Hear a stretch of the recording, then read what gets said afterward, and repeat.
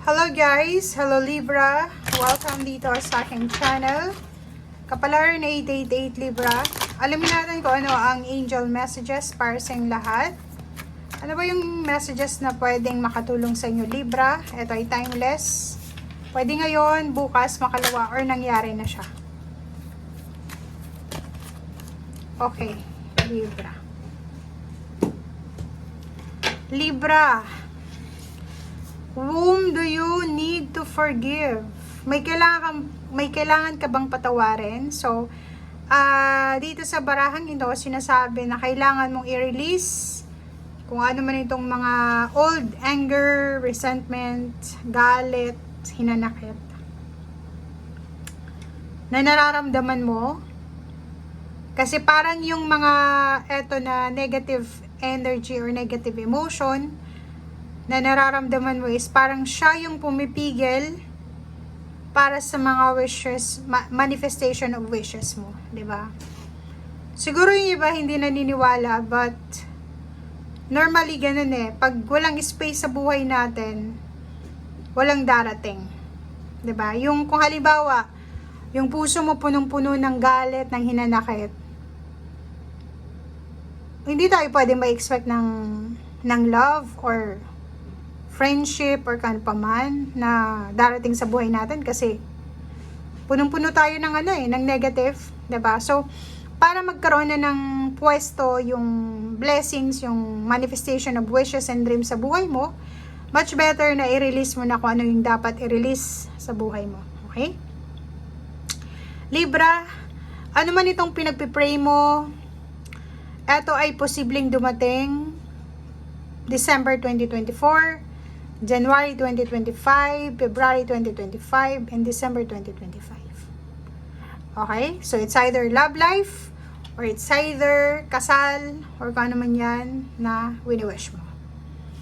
Okay. Thank you.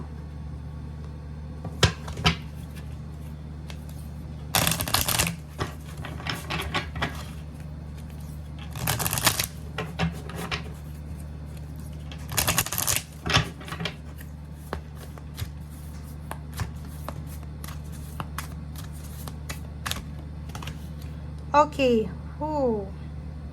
So, dito Libra, sa barahang to, resonated siya dito. 'Di ba? Isa lang yung message niya eh. Sinasabi na kailangan natin ng healing. Kailangan natin ng katahimikan, ng peace, forgiveness, release ng mga old negativity sa buhay natin.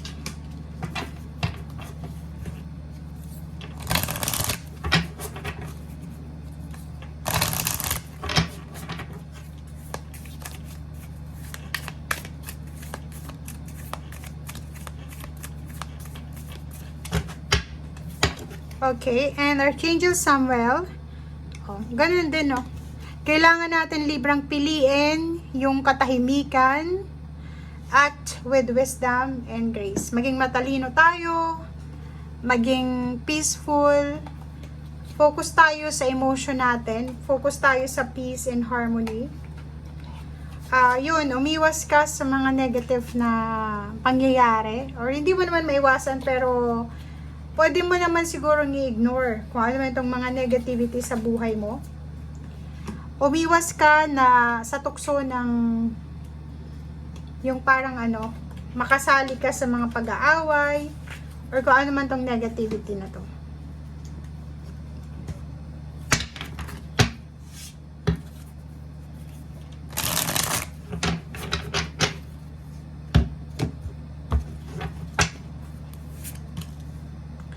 Okay. So, nakikita ko sa'yo dito, Libra, na may iba sa inyo na may hinihintay kayo na pwedeng resulta ng hustisya, kontrata, or kano pa man. May iba na sobrang pagod na sa paghihintay ng result ng exam, or kung ano man tong dokumento, papeles, or pwedeng yung iba, retirement. So, kung ano man yan na hinihintay mo, sinasabi ng Baraser dito na yun, wag mo isipin na ang tagal naman, failure na ata to, ganito ganyan. So, nag-overthink ka.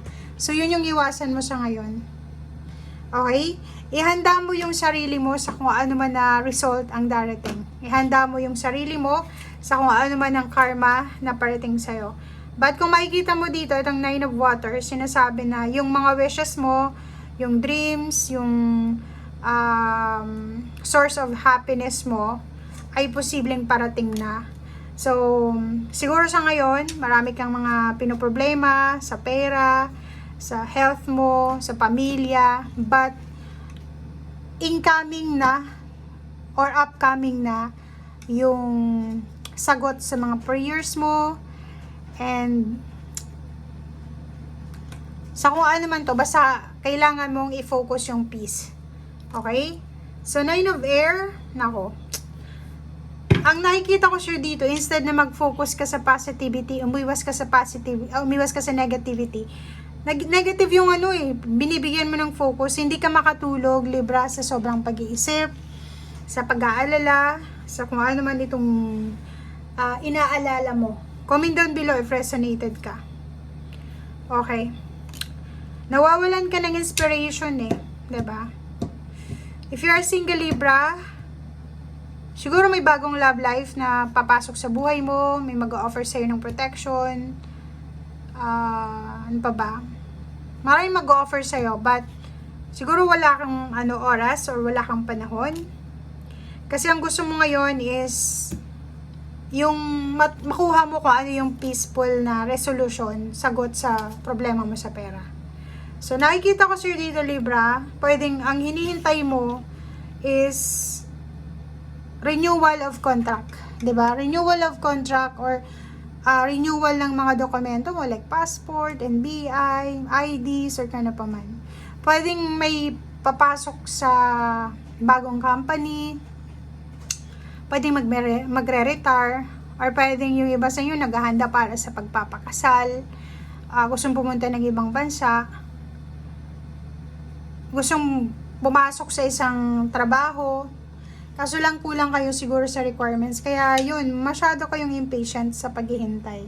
Parang iniisip nyo, kailan ba ito matatapos? Diba?